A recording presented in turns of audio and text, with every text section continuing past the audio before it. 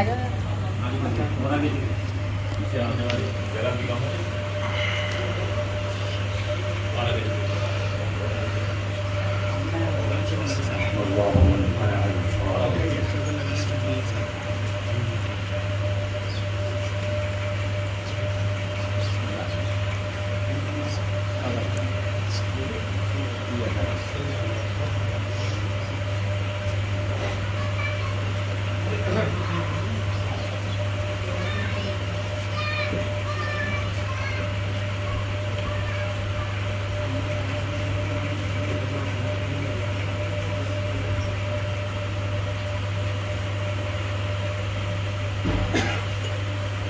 لا حول ولا قوة إلا بالله العلي العظيم. أعوذ بالله من الشيطان الرجيم. بسم الله الرحمن الرحيم. رب اشرح لي صدري ويسر لي أمري واحلل عقدة من لساني يفقهوا قولي. الحمد لله أهل الحمد ووليه والدال عليه والمجازي به والمفيد عنه حمدا يزيد ولا يزيد ولا ينفد جل جلاله وعظم سلطانه وتعالى مكانه وتقدس اسماؤه واتصل آلاؤه ولا يدرك الواصفون صفته ولا تبلغ الأوهام كنها معرفته. وتواضع كل شيء لهيبته وخضع كل شيء لملكه بربوبيته. وهو كما وصف نفسه إلها واحدا أحدا صمدا لم يلد ولم يولد ولم يكن له كفوا أحد. أشهد أن لا إله إلا الله وحده لا شريك له وأشهد أن محمدا عبده ورسوله أكرمه بالنبوة وشرفه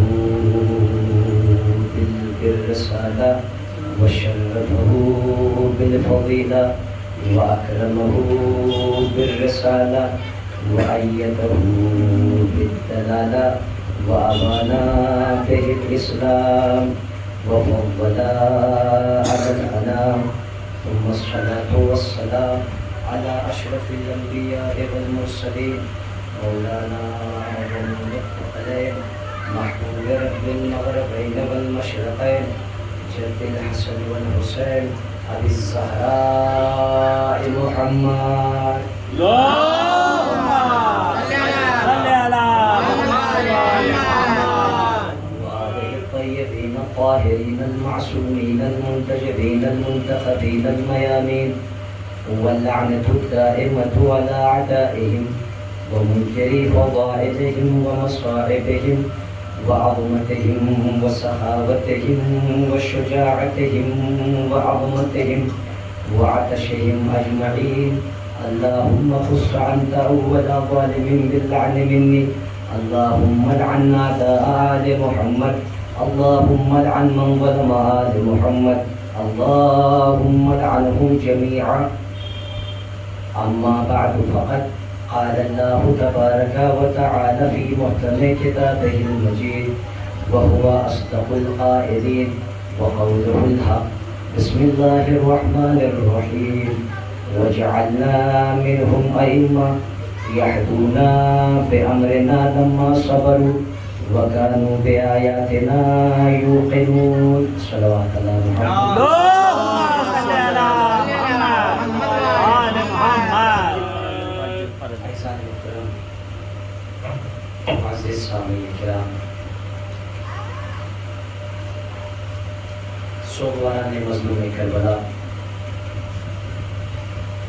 میں نے اس عشرے مجالس کا جو عنوان سخن قرار دیا ہے آپ کے حضور میں، وہ امامت و ولایت قرآن و سنت کے آئینے۔ قرآن مجید کا بظاہر اس مصحف میں ترتیب کے اعتبار سے 32واں سورہ کہ جس کی آیت نمبر 24 ارشاد رب العزت ہو رہا ہے وَجَعَلْنَا مِنْهُمْ أَئِمَّةً، ہم نے ان میں سے ائمہ قرار دیے، ائمہ بنائے، منصوص کیے، یعنی یہ ائمہ وجعلنا ہم نے قرار دیا ہے، ہم نے بنایا ہے۔ اور ظاہر سی بات ہے جب خالق کسی کو منصب دینا چاہے تو مخلوق اس کے آگے رکاوٹ پیدا نہیں کر سکتا۔ تو ہم نے ائمہ قرار دیا، ائمہ امام کی جمع، یہدون بامرنا، یہ جو ہدایت کرتے ہیں، لوگوں کو راہ راست پر لے کے آتے ہیں، یہ کسی اور کے امر سے نہیں بلکہ امر پروردگار سے لوگوں کی ہدایت کرتے ہیں۔ یعنی ان کا ہدایت کا طریقہ یہ ہے کہ یہدون بامرنا، یہ ہمارے امر کے ساتھ لوگوں کی ہدایت کرتے ہیں۔ لما صبر، اور ان کا صبر ایسا ہے، یہ اتنے صابر ہیں کہ ہر مصیبت پر، ہر فضیلت اور ہر منقبت پر جو بھی مصیبت آتی ہے، ہر تبلیغ کی راہ میں جو بھی ان کے اوپر مشقت آتی ہے، یہ صبر و استقامت سے کام ہے۔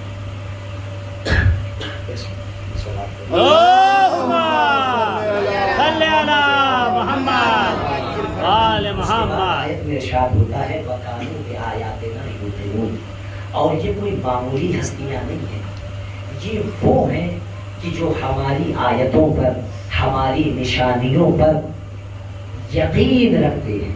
یعنی ان کی منزل منزل یقین ہے، منزل شک نہیں ہے۔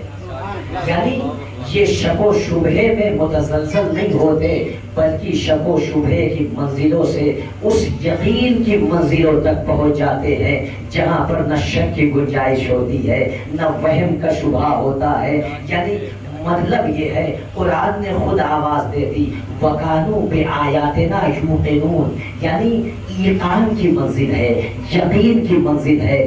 مطلب یہ ہے کہ یہ شک و شبہے میں مبتلا نہیں ہوتے۔ اگر کوئی شک و شبہے میں پھنس کر رہ جائے وہ اور ہوتے ہیں، جو یقین کی منزلوں کو طے کرتے ہیں وہ اور ہوتے ہیں۔ میرا جملہ آپ تک پہنچ جائے، یعنی تاریخ میں ہم نے ایسے افراد کو بھی دیکھا کہ جو شک و شبہے کی منزلوں میں پھنس کے رہ گئے کہ آج جیسا نبوت پر شک ہمیں ہوا ہے نہ اس سے پہلے کبھی ہوا تھا، نہ اس کے بعد کبھی ہوا ہوگا۔ لیکن وہیں پر ایک شخصیت ایسی نظر آئی کہ جس نے ایک مرتبہ خطیب منبر سلوم نے منبر کوفہ سے یہ آواز دی لوگوں یاد رکھنا لو کشف الغطا مزددت یقینا، اگر سارے حجابات ہٹا دیے جائے علی کے یقین میں اضافہ نہیں ہو سکتا۔ یعنی اس منزل کمال پر ہے علی کا یقین کہ جس میں ذرہ برابر اضافے کی گنجائش نہیں ہے۔ یعنی یقین ہی یقین ہے، شک و شبہ نہیں۔ سبحان اللہ سبحان ایک اللہ۔ صلوات پڑھے صلی علی محمد وآل محمد۔ وَقَالُوا بِآيَاتِنَا يُوقِنُونَ، یہ ہماری آیتوں پر یقین رکھتے ہیں۔ ان کا یقین اس منزل پر ہے کہ جہاں پر ریب کا امکان نہیں ہے، جہاں شک و شبہے کی کوئی گنجائش نہیں۔ لو کشف الغطا، بڑی آسانی سے میں نے جملہ کہہ دیا، کتنا عظیم جملہ ہے۔ تمام حجابات آسمانی و سماوی ہٹا دیے جائیں پھر بھی علی کے یقین میں ذرہ برابر بھی گنجائش نہیں ہے، یعنی یقین میں ذرہ برابر اضافہ نہیں ہو سکتا۔ مطلب کیا ہے؟ یعنی تم حجابات ہٹنے کے بعد نظر کرتے ہو، وہاں تک پہنچتے ہو، لیکن علی کا یقین یہ ہے کہ جو علی حجابات کے پیچھے نظر کرتا ہے وہی حجابات کے سامنے سے بھی نظر کرتا ہے۔ تو عزیزو، سبحان اللہ سبحان اللہ۔ آیات نا یہ آیت ہمارے اور آپ کے چھٹے امام حضرت امام اعجاز علیہ السلام صلی علی محمد امام ارشاد کہ الائمۃ فی کتاب اللہ امامان، یہ جو ائمہ کی لفظ استعمال ہوئی ہے، جس آیت کو میں نے سرنامہ سخن قرار دیا ہے، اس میں کیا کہا؟ وَجَعَلْنَا مِنْهُمْ أَئِمَّةً، ہم نے ان میں سے ائمہ بنائے، یعنی کئی امام بنائے۔ امام معصوم فرماتے ہیں کہ ائمہ اللہ کی کتاب میں دو طرح کے امام ہیں، یعنی دو کیٹیگری ہے امام کی۔ وہ کیا کہا؟ امام عدل، پہلی قسم کا نام ہے امام عادل، وہ امام جور، دوسری کیٹیگری کا نام ہے امام ظالم۔ یعنی ایک امام عدل ہے، ایک امام جور ہے، یعنی جو گمراہی کی طرف لوگوں کو لے کے جائے وہ بھی امام ہے، جو حق و عدل کی طرف رہنمائی کرے وہ بھی امام ہے۔ اور دونوں طرح کے امام کا تذکرہ اللہ نے اپنی کتاب میں کیا۔ 12 مقامات پر تقریباً اللہ نے امام کا تذکرہ کیا، جس میں سے بعض جگہوں پر امام حق، امام عدل، اور بعض آیتوں میں امام جور یعنی امام ظالم۔ متوجہ رہیے گا انشاءاللہ لطف آئے۔ اور کچھ پیغامات آپ کو ان مجلسوں کے حوالے سے دینا کہ اپنے یقین کو مضبوط کیجیے، اپنے عقیدے کو مستحکم کیجیے۔ جب عقیدہ محکم ہوگا تو عمل محکم ہوگا۔ امام دو طرح کا، پہلا امام عدل، دوسری کیٹیگری اور دوسری قسم کا نام امام جور، امام ظالم۔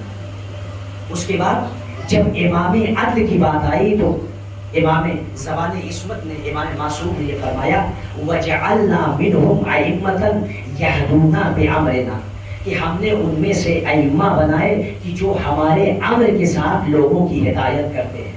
یہ ہے امام عدل۔ یعنی کیا مطلب؟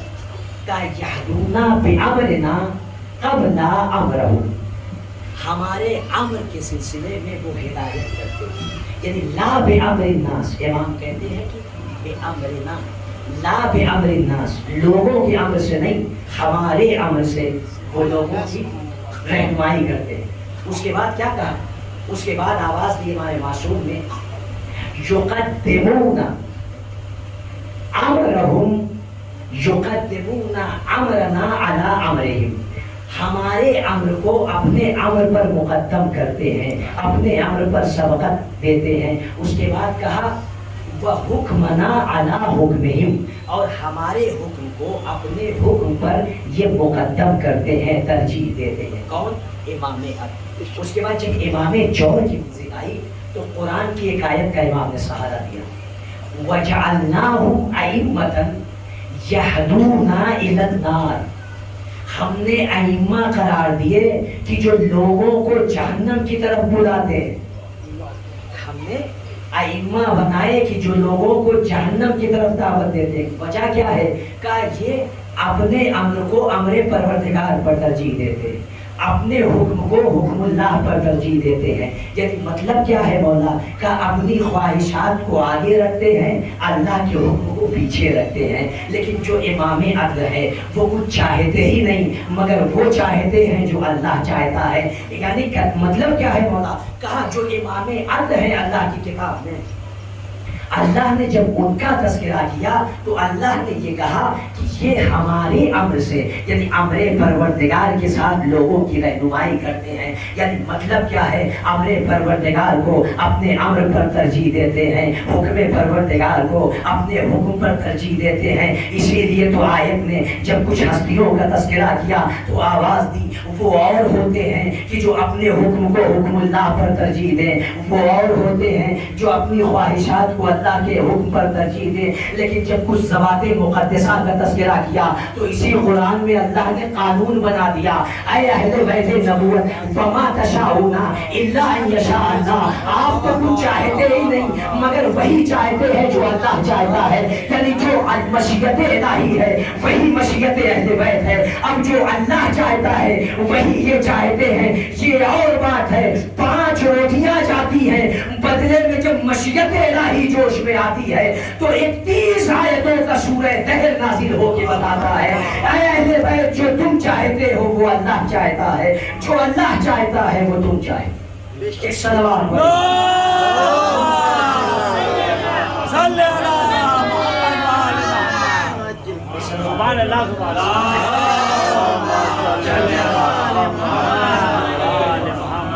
امام کا جب اسی امامت کی بات آئی منصب امامت کی بات آئی بس اجمالاً اور خلاصتاً عرض کر دوں امام آپ کو پتہ ہے کس درجے کا ہے انبیاء اور مرسلین کی تقسیم کی گئی کہا بعض نبی وہ ہیں کہ جن پر وحی ہوتی ہے ان پر تبلیغ ضروری نہیں یعنی خواب میں ان کو حکم ہوتا ہے وہ خود عمل کرتے ہیں یہ نبی کی ایک قسم دوسری نبی کی قسم کیا ہے کہا جو خواب میں جن کو حکم دیا جاتا ہے آواز آتی ہے وہ آواز سنتے ہیں لیکن ظاہر میں جاگتے وقت وہ کسی فرشتے کو نہیں دیکھتے نبی کی ایک کیٹیگری ایک قسم ہے کہا تیسری کہ جو رسول بھی ہے یعنی مطلب کیا ہے کہا وحی بھی ہوتی ہے خواب میں بھی دیکھتے ہیں بظاہر جب جاگتے ہیں تو وہ فرشتے کو بھی دیکھتے ہیں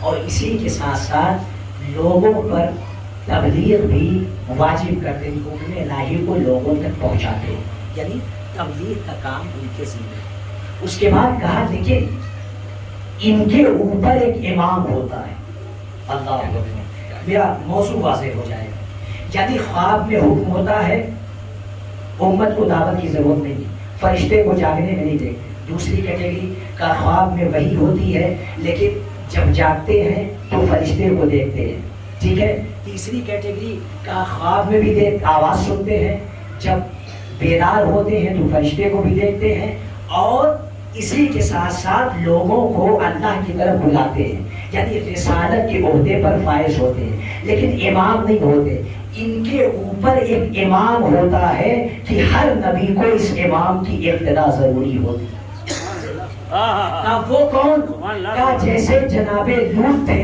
نبی تھے رسول تھے لیکن ان کے اوپر جناب ابراہیم امام تھے یعنی جناب لوط کے لیے ضروری تھا کہ وہ جناب ابراہیم کی اقتدا کرے لیکن جب جناب ابراہیم کی منزل آئی کہا جناب ابراہیم نبی بھی ہے رسول بھی ہے امام بھی ہے اب بات واضح ہو گئی امام کا درجہ کتنا بلند ہے امام کی کیٹیگری کتنی اعلیٰ ہے اب اگر آپ بیدار ہوں تو ایک صلوات ارشاد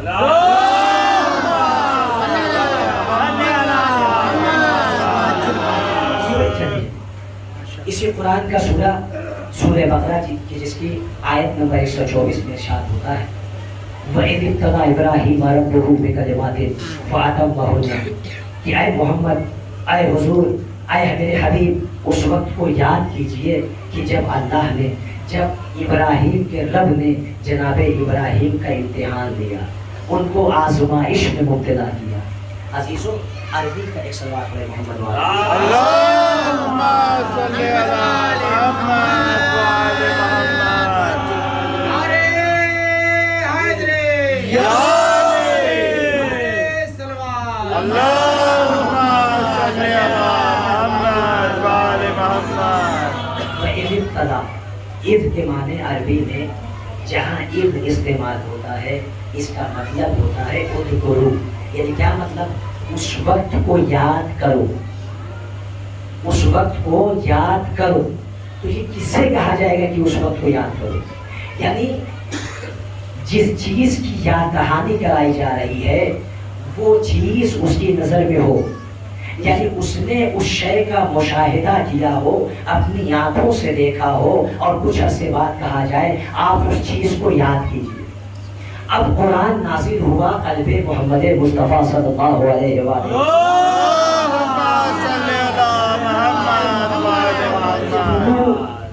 جناب ابراہیم نبی کی ہو رہی ہے کس سے اللہ خطاب کر رہا ہے اپنے حبیب سے جناب ابراہیم کا دور کا بہت پہلے اللہ جناب ابراہیم کی گفتگو اپنے حبیب سے کر رہا ہے تو سب سے پہلا ہی جملہ سب سے پہلی ہی لفظ اللہ نے کہا استعمال کی اے میرے حبیب فَإِذِ ابْتَلَىٰ یعنی کیا مطلب اذکروا میرے حبیب اس وقت کو یاد کیجئے کہ جب ابراہیم کا رب ابراہیم کا امتحان لے رہا تھا، یعنی اللہ کا اپنے حبیب سے یہ کہنا میرے حبیب اس وقت کو یاد کیجئے، یہ اس بات کی دلیل ہے جب اللہ ابراہیم کا امتحان لے رہا تھا تو اس کا حبیب دیکھ رہا تھا۔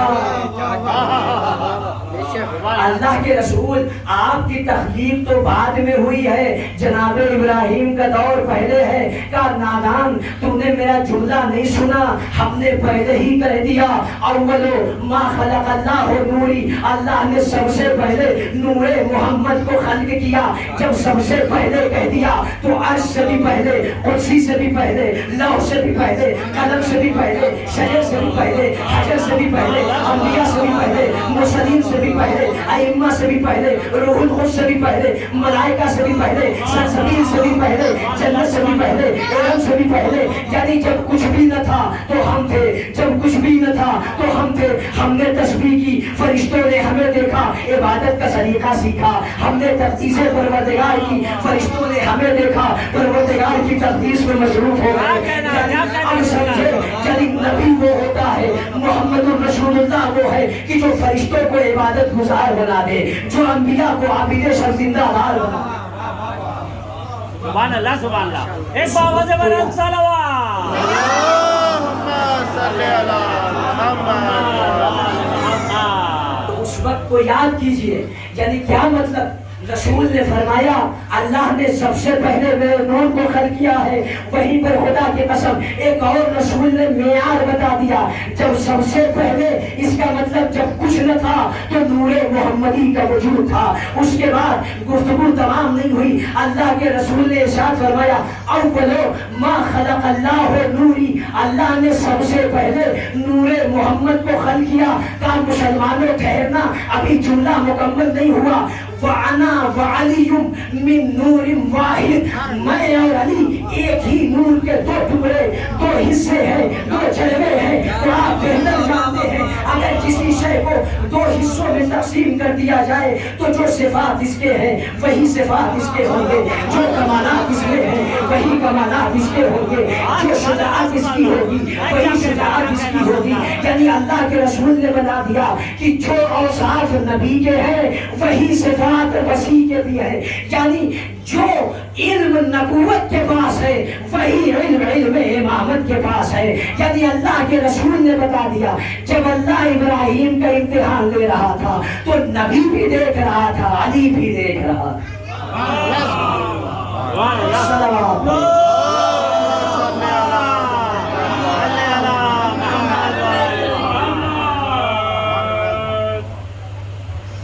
محترم اس وقت کو یاد کیجئے، بس میں جلدی جلدی اپنے گفتگو سمیٹ رہا ہوں کہ وَإِذِ ابْتَلَىٰ إِبْرَاهِيمَ رَبُّهُ بِكَلِمَاتٍ، اللہ نے آپ ابراہیم کا رب نے ان کا کلمات کے ذریعے سے اختبار ہے، امتحان میں نہیں جانا طویل ہے۔ فَعَتَمَّهُ، نتیجہ یہ ہوا کہ جناب ابراہیم نے امتحان کو مکمل کر دیا۔ میں اپنے جوانوں اور چھوٹے بھائیوں سے کہ جب امتحان ہوتا ہے تو یقیناً خوف ہوتا ہے کہ پتہ نہیں امتحان میں کامیابی ہوگی کہ نہیں ہوگی، لیکن اپنے اعتبار سے انسان محنت کرتا ہے تاکہ امتحان کا نتیجہ اچھا ہو۔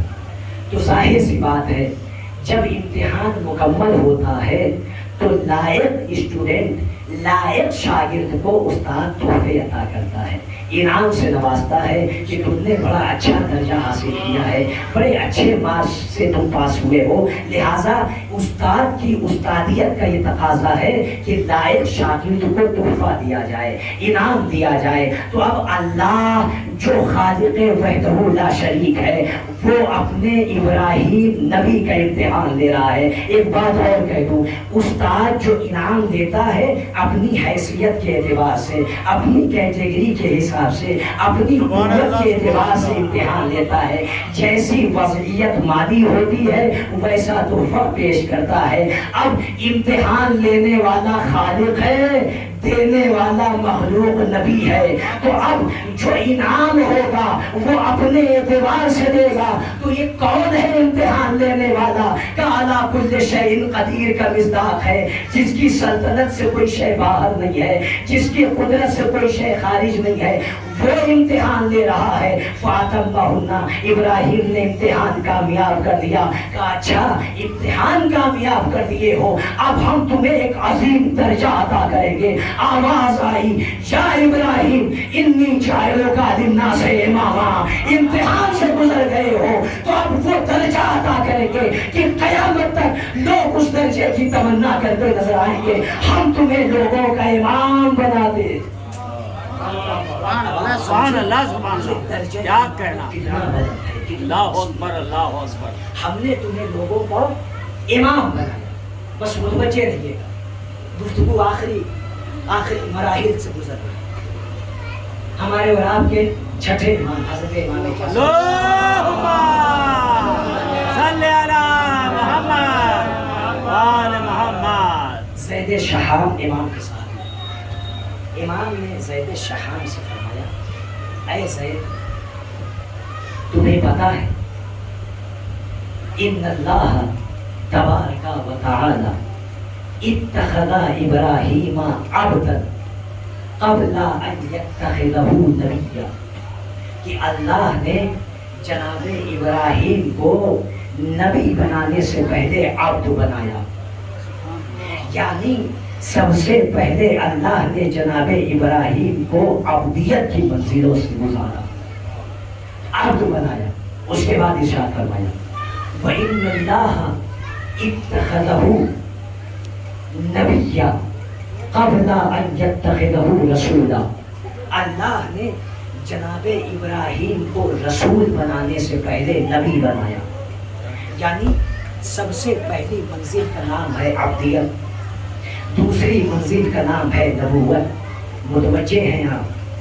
وَإِنَّ اللَّهَ اتَّخَذَهُ رَسُولًا قَبْلَ أَن يَتَّخِذَهُ خَلِيلًا، اللہ نے جناب ابراہیم کو خلیل بعد میں بنایا ہے، رسول پہلے بنایا۔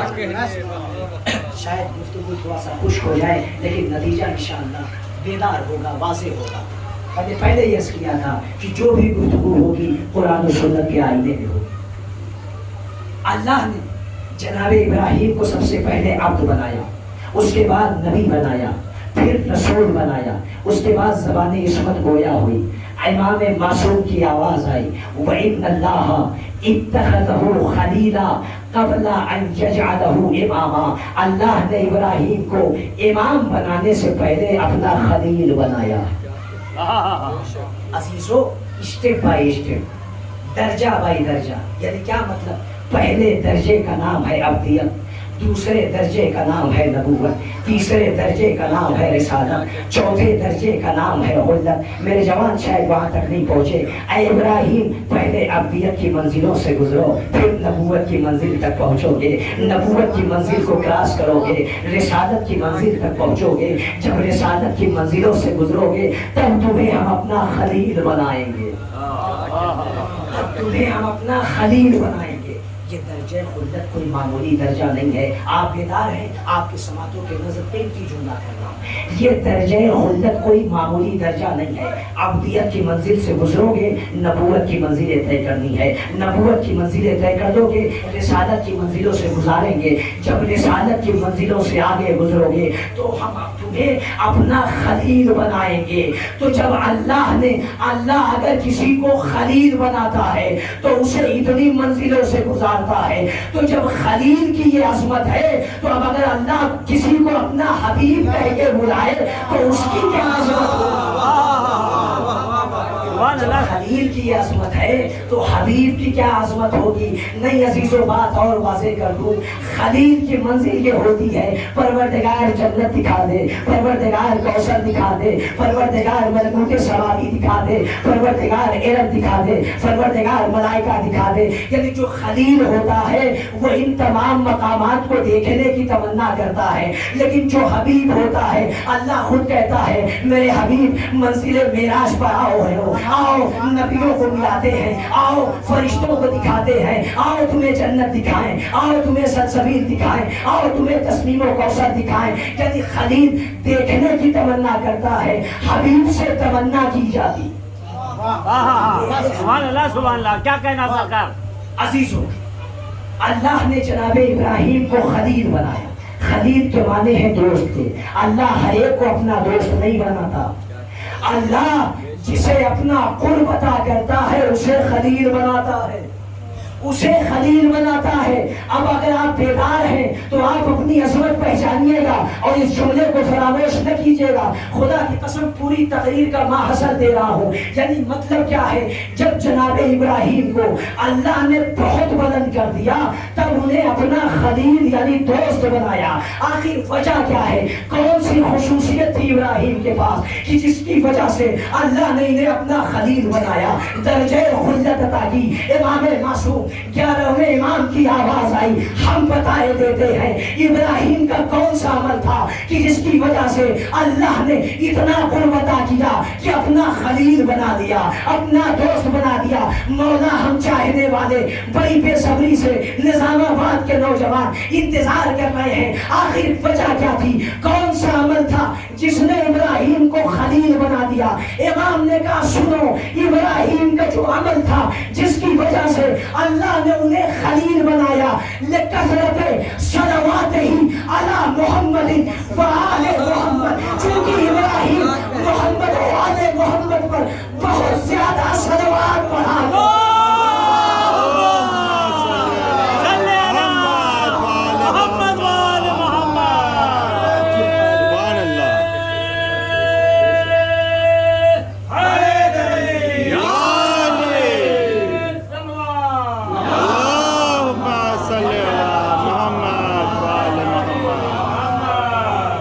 इब्राहिम का ये अमल था कि मोहम्मद वाले मोहम्मद पर कसरत से सलवात पढ़ते थे, लिहाजा इस सलवात की कसरत ने इब्राहिम को अल्लाह का खलील बना दिया। अल्लाह अकबर। ए अजीजों जरा तवज्जो कीजिए, यानी मोहम्मद वाले मोहम्मद पर अगर कोई सलवात पढ़े तो अल्लाह इतना बुलंद करता है कि उसे अपना खलील बना देता है। तो जिन हस्तियों के ऊपर दुरूद हो रहा हो, जिन हस्तियों के ऊपर सलाम हो रहा हो, वो कितने बुलंद होंगे। अच्छा, सुभान अल्लाह। कुरान ने आवाज दी, इन्नल्लाह व मलाइकतहु युसल्लूना अलन नबी या अय्युहल्लज़ीना आमनू सल्लु अलैहि व सल्लिमू तस्लीमा। अल्लाहुम्मा सल्ली अला मुहम्मद व आले मुहम्मद। मोहम्मद पर नबी पर दुरूद भेजो। क्या है? नबी पर दुरूद। कौन? अल्लाह, उसके मलाइका नबी पर दुरूद। ऐ ईमान लाने वालों, तुम नबी पर दुरूद भेजो। लफ्ज क्या इस्तेमाल हुई है? एक मरतबा जैसे ही आयत नासिल हुई, मुसलमानों ने दुरूद भेजना शुरू कर दिया। अल्लाहुम्मा सल्ली अला मुहम्मद। जैसे ही ये दुरूद भेजा, वह एक मरतबा रहमतुल लिल आलमीन के चेहरे पर गज़ब के आसार नुमाया हुए। ऐ अल्लाह के रसूल, आप रहमतुल लिल आलमीन हैं, आलमीन के लिए रहमत है। अल्लाह ने हुक्म दिया है कि आप पर सलवात भेजी जाए। मुसलमानों ने आप पर सलवात भेज दिया। वह एक मरतबा अल्लाह के रसूल ने आवाज दी, ला तुसल्लु अलैया सलातुल बतरा। खबरदार, मुझ पर नाकिस दुरूद न भेजना, मुझ पर आधी सलवात न भेजना। अल्लाह के रसूल फिर पूरी सलवात क्या है? कहा मोहम्मद पर रुकोगे तो ये सलवात नाकिस होगी, ये अबतर होगी, ये आधी होगी, बारगाह इलाही तक नहीं पहुंचेगी। कहा फिर कैसे सलवात पढ़े? कहा मोहम्मद पर न रुकना, बल्कि ये कहना अल्लाहुम्मा सल्ली अला मुहम्मदिन व आले मुहम्मद। यानी जब तक आले मोहम्मद को मोहम्मद से मिलाओगे नहीं, सलवात मुकम्मल नहीं। तो मुसलमानों, जब दुरूद बगैर आले मोहम्मद के मुकम्मल नहीं तो पूरा इस्लाम कैसे मुकम्मल? एक बाबा से बुलंद सलवात, एक नारे हैदरी, नारे सलवात।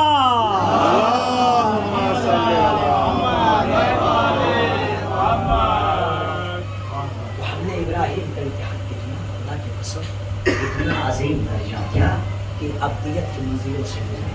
مطلب کیا ہے؟ بس ماحصل پیش کر رہا ہوں۔ امام معصوم نے فرمایا کہ پہلے عبدیت کی منزلوں کو طے کیا، نبوت کی منزلوں تک پہنچے، اس کے بعد رسالت کے درجے پر فائز ہوئے، پھر اللہ نے ان کو اپنا خلیل بنایا۔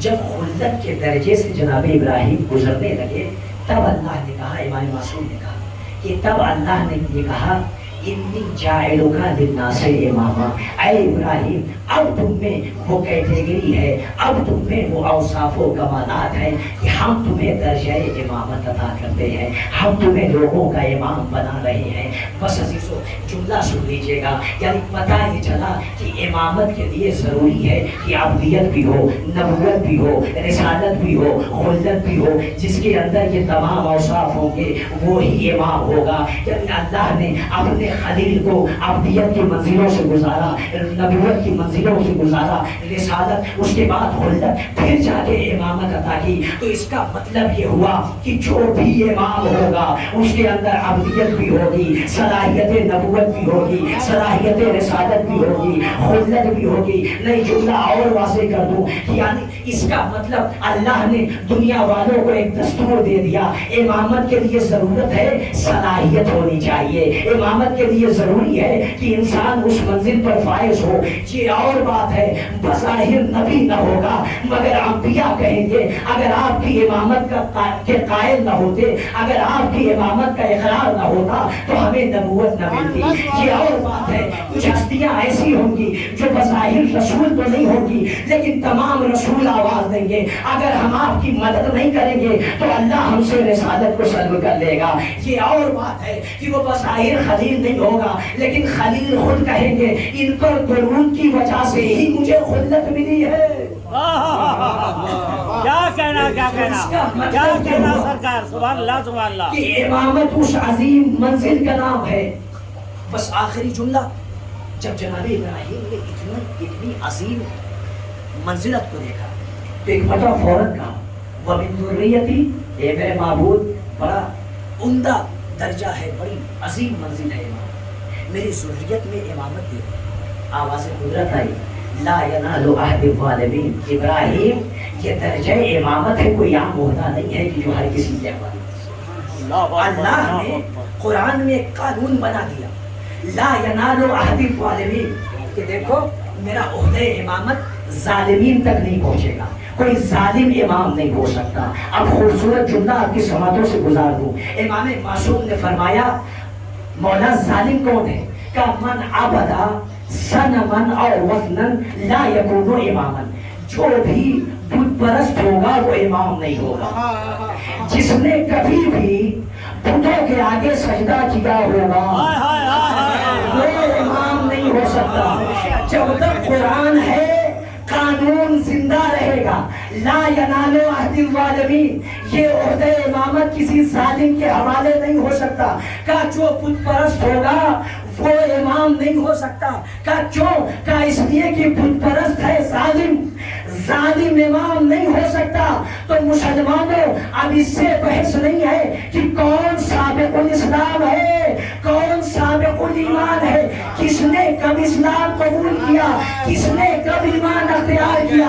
اتنا بتائیے اسلام سے پہلے بتوں کے آگے سجدہ کیا یا نہیں کیا؟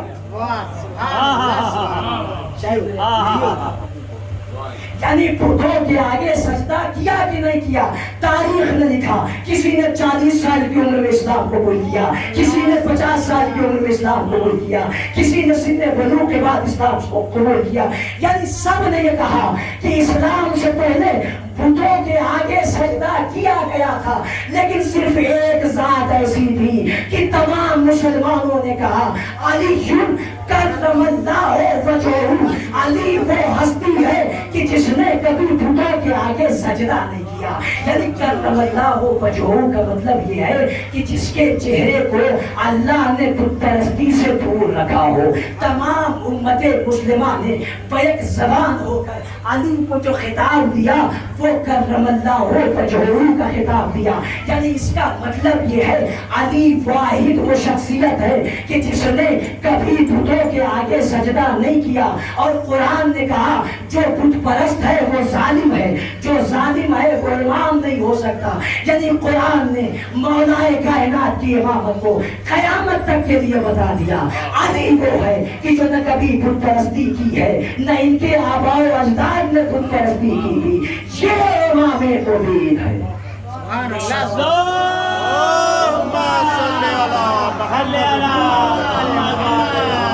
کیا کہنا سرکار؟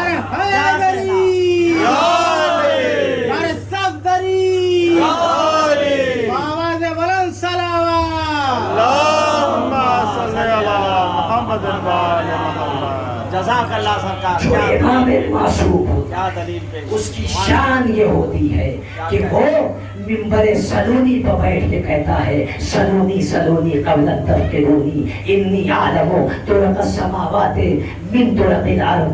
جو پوچھنا ہو پوچھو میں زمین سے زیادہ آسمان کے راستوں کو جانتا ہوں. یعنی امام وہ ہوتا ہے کہ جو پورے راستوں سے واقف ہو.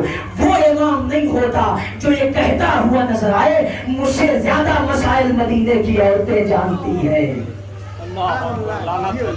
امام برحق وہ ہوتا ہے کہ جس کی اتباع کی جائے. جو یہ نہ کہے کہ جب تک سیدھا چلتا رہو اتباع کرنا, جب ادھر ادھر گھوم جاؤ تو سیدھا کر دینا. یعنی جسے سیدھا ہونے کی ضرورت ہوتی ہے وہ اور ہوتے ہیں جو پوری امت کو صراط مستقیم پر کھڑا کرتے ہیں. وہ اور بے شک بے شک. سبحان اللہ سبحان اللہ. کیا کہنا سرکار, کیا کہنا؟ میں نے قرآن سے جناب ابراہیم کی امامت کو آپ کے سامنے قرآن نص معصوم کی روشنی میں ثابت کیا. امام کتنے ہیں؟ میں اپنے چھوٹے بھائیوں سے پوچھا امام کتنے ہیں؟ 12. امام 12 ہے. پہلے امام حضرت علی علیہ السلام. جناب ابراہیم کا دور مولا کائنات سے پہلے. مولا کائنات امامت کے سب میں پہلے امام اللہ ہو. جناب ابراہیم کو قرآن نے بھی امام کہا, معصوم نے بھی امام کہا, امام نے بھی امام کہا. لیکن جب ہم کہتے ہیں امام تو 12 مطلب کیا ہوا؟ ان 12 کی تعداد میں جناب ابراہیم کا نام شامل نہیں ہے. جملہ آپ کی سماعتوں کے حوالے. یعنی مطلب کیا ہے؟ ہر امام برابر نہیں ہوا کرتا. یعنی اللہ نے جس کو منصوص بنایا ہو, جس کی امامت کا تذکرہ قرآن میں بھی ہو روایت میں بھی ہو, لیکن جب ائمہ کی منزل آئی کہا حقیقی امام جو قیامت تک ہوں گے وہ 12 ہیں اور 12 میں جناب ابراہیم کا نام نہیں آیا. تو اس کا مطلب یہ ہوا کہ جب ابراہیم جیسا قرآنی امام ان 12 کے برابر نہیں ہے. کیا کہنا سرکار, کیا کہنا؟ جب قرآنی امام 12 کے برابر نہیں ہے تو عوامی امام 12 کے برابر ہے. کہاں سے ہو سکتا ہے؟ کیا کہنا سرکار؟ ایک بابا سے بلند صلوات, ایک بابا سے بلند نعرے حیدری, نعرے صلوات. کیا کہنا سرکار, کیا کہنا؟ لما صبر, ان کے صبر کی نظر کہ جتنی بھی مشکلات آئے یہ صبر کا دامن نہیں چھوڑتا. ان کے اندر قوت برداشت اتنا ہے کہ راہوں پر کانٹے بچھائے جائیں گے یہ صبر کریں گے. کیوں؟ اس لیے کہ یہ امام عادل ہے, امام برحق ہے کہ قرآن نے کہا لما صبر, چونکہ یہ صبر کرتے ہیں. ان کا صبر اتنا عظیم ہوتا ہے کہ ایک ایک نبی کربلا سے یہ کہہ کے واپس چلا جاتا ہے اے مولا حسین, اے نبی کے نواسے حسین, ہم یقیناً صابر ہیں لیکن آپ جیسا صبر ہمارا نہیں ہے. یہ منظر آدم نہیں دیکھ سکتے, یہ منظر نوح نہیں دیکھ سکتے, یہ منظر ابراہیم جیسا امام نہیں دیکھ سکتے. اللہ, ہم نے امام بنایا ہے, ہم نے امام برحق جنہیں بنایا ہے. صبر کی منزل یہ ہے کہ کئی جوان کے سینے سے پرچے کی علی نکالیں گے مگر پائے استقلال میں جنبش نہیں ہوگی. ان کا صبر یہ ہے کہ قاسم کی لاش کے ٹکڑے ہوا میں یکجا کریں گے مگر قوت برداشت یہ ہے कि पेशानी आलूद नहीं होगी, अब्बास के बाजू उठाएंगे मगर पैरों में जुम्बिश नहीं होगी। 28 रजब सन 60 हिजरी को काफिला हुसैनी मदीने से रवाना हो रहा है। खुदा की कसम अजीब मंजिल है। नानी को पता चला, जनाब उम्मे सलमा घबरा गई, मेरे लाल हुसैन, मैंने तेरे नाना से सुना है इराक की जमीन हुसैन को लाश नहीं आएगी, मेरा नवासा 3 दिन का भूखा प्यासा शहीद कर दिया जाएगा। ए मेरे लाल इराक न जाना। कहा नानी आपको तो ये पता है कि मैं शहीद किया जाऊंगा, नानी वो जगह देखेंगी जहाँ आपका नवासा शहीद होगा। ये है अमरे इमामत जो अमरे इलाही से हिदायत करते हैं। एक मर्तबा अंगुश्ते इमामत का इशारा हुआ, सारी जमीनें पस्त हुई, करबला की जमीन बुलंद हो गई। ए नानी उम्मे सलमा वो जगह नजर आ रही है ना, यहाँ हबीब घोड़े से गिरेगा। ए नानी वो जो जगह देख रही हो ना, वहाँ सुहैल का लाशा होगा। ए नानी यहाँ पर मेरा बचपन का दोस्त हबीब घोड़े से गिरेगा। ए नानी ये जो जगह नजर आ रही है ना, ये तराई पर मेरे 32 बरस के भाई अब्बास का बाजू गिरेगा।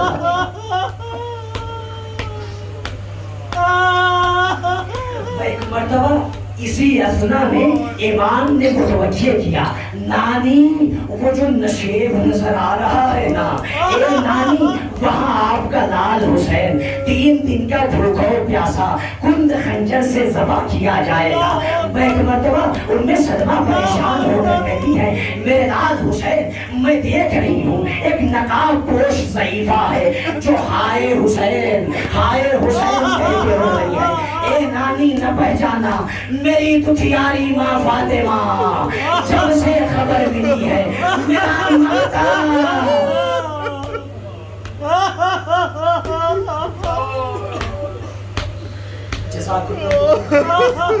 आपको किसी गम में न रुलाए सिवाय गम मज़लूम करबला के। जैसे ही काफिला तैयार हुआ है ना सोगवारो, बड़ा कयामत का मंजर है खुदा की कसम। एक मर्तबा तारीख बताती है कि एक बीबी घर से निकलती थी, मुझे तफसीली मसाइल नहीं पढ़ना है, आपकी आंखों से अश्क जारी हो गए। आपको पता है इमाम ने क्या कहा है? इमाम ने कहा है अगर हमारे जद की मुसीबत पर आंखों से आंसू गिरे और ये आंसू रुखसारों तक पहुंच जाए तो अल्लाह उसके तमाम गुनाहों को माफ कर देता है। आंसुओं की कीमत समझोगे अज़ादारों? इमाम कहते हैं अगर इन आंसुओं का एक कतरा जहन्नम में डाल दिया जाए तो जहन्नम की आग को बुझा देगा। सुनोगे अज़ादारों? इमाम एक मर्तबा मजलिस हो रही है। कैसी मजलिस? यहाँ मजलिस एक गुनहगार खतीब, गुनहगार सामीन, लेकिन जैसे ही मसाइब हुसैन बयान हुए सबकी गिरगिट की आवाजें बुलंद हो गई। ये अज़ादारों जरा तसव्वुर कीजिए, एक मजलिस हो रही है, 5वें इमाम बैठे हैं, खतीब मिंबर पर है, मसाइब सैयद शुहदा बयान हो रहा है। एक मर्तबा इमाम के बगल में अबू बसीर पास में बैठे हुए हैं। एक मर्तबा इमाम मुतवज्जे हुए, अबू बसीर मेरे जग के मसाइब हो रहे हैं, तुम आंसू नहीं बहा रहे हो, तुम दुआ नहीं कर रहे हो। अबू बसीर ने रुमाल आगे कर दिया, मौला आंसुओं से तर हो गया है ये रुमाल, मौला ये देखिए आंसुओं का हाल क्या है। नहीं अबू बसीर ऐसे नहीं, क्या मौला फिर कैसे? क्या मेरे जग पे वैसे हो जैसे यारी माँ अपने जवान की मैयत रोती है।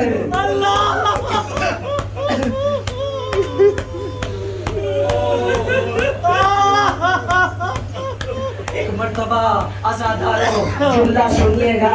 एक मर्तबा मस्जिद ये आई, इब्ने अब्बास ने कहा मौला इराक न जाइए। हुसैन ने आवाज दी शाह अल्लाह अय्यराना कतीला।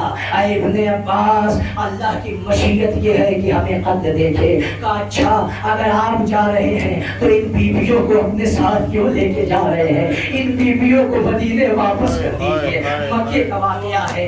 एक मर्तबा जैसे ही ये जुमला कहा इमाम ने आंसुओं से भरी हुई आंखों से ये जुमला कहा शाह अल्लाह अय्यराहुन्ना सवाया।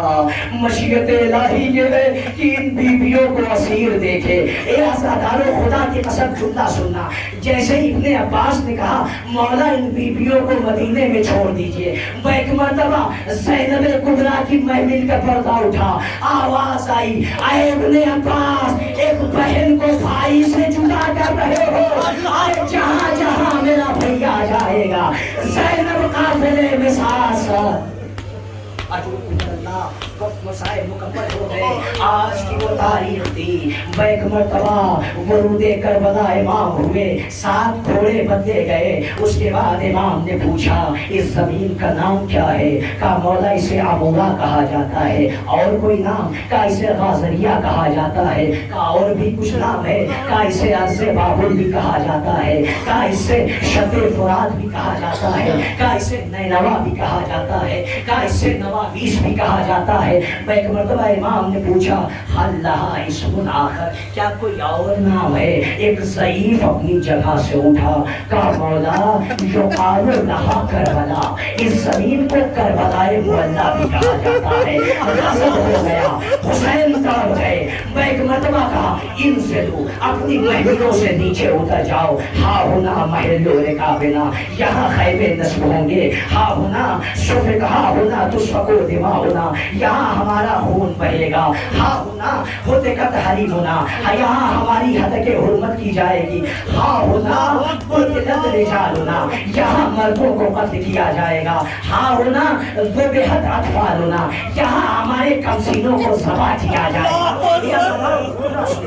खुदा की कसम, एक आलिमे दीन ने ख्वाब में देखा कि इमाम ज़माना है कि जो ज़मीन करबला पर एक जगह पर बैठे हुए हैं, ज़ारों कतार हो रहे हैं। आलिमे दीन तड़प गए। ख्वाब के आदम में इमाम ज़माना के आगे दस्ते अदब जोड़ के कहते हैं मौला करबला की ज़मीन वसी है, लेकिन एक ही जगह पर आप बैठे हुए ज़ारों कतार हो रहे हैं। क्या यहाँ पर हबीब घोड़े से गिरे थे? इमाम की आंखों में आंसू आ गए। नहीं, हबीब भी होते तो इस मंजिल पर रो देते। कहा मौला क्या यहाँ सुहैल का जनाजा था? कहा नहीं, सुहैल की मुसीबत आसान है। कहा मौला क्या अब्बास के बाजू यहाँ गिरे थे? कहा नहीं, आलिमे दीन अब्बास की मुसीबत पे इस मुसीबत के सामने हकी है। अरे मेरे मौला क्या अकबर के कलेजे में फरिश्ते की अली लगी थी?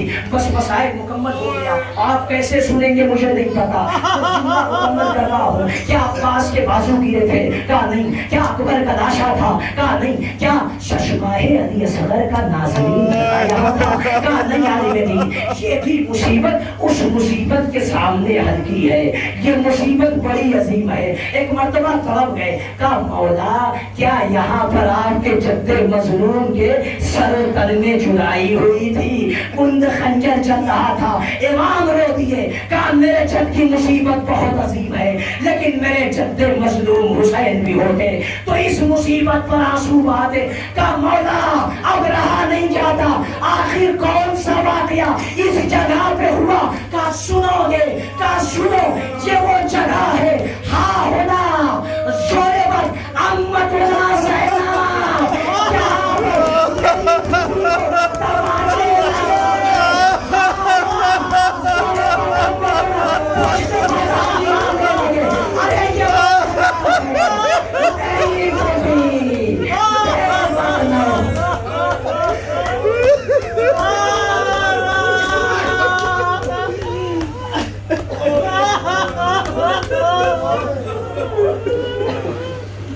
Ha ha ha!